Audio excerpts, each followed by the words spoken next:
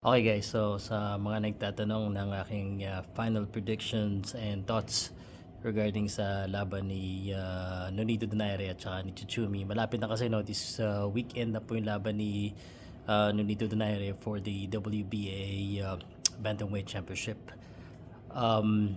Well, I actually agree with the odds.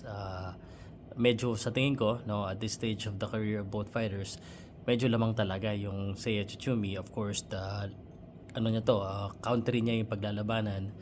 And at the stage of Seiya, parang pataas eh. Sabi ko nga, it's a case of the young lion against the legendary lion, which is the Nonito Donaire. There's no question about the skills, the experience of Nonito Donaire and his power. I believe it's still there.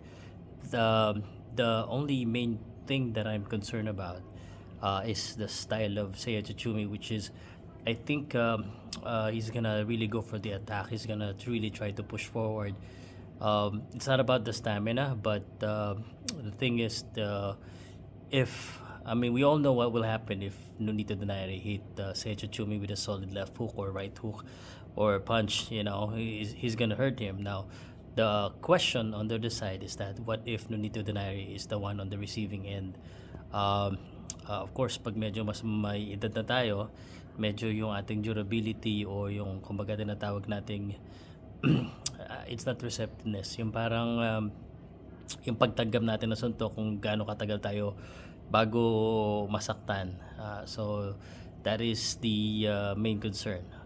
Obviously, nakausap natin yung hapon na vlogger. Sabi niya they're rooting for the Filipino Flash. Ang ayaw lang nila makita ay makita na masaktan si Nonito Donaire ng knockout. And I believe this could probably end knockout either way. Again, ang sa tingin kong dapat mangyari, because I think volume ang gagawin nung Chichumi. Volume is gonna attack, is gonna try and pressure Nonito Donaire. Nonito Donaire should be able to time a counter punch and land that and make history.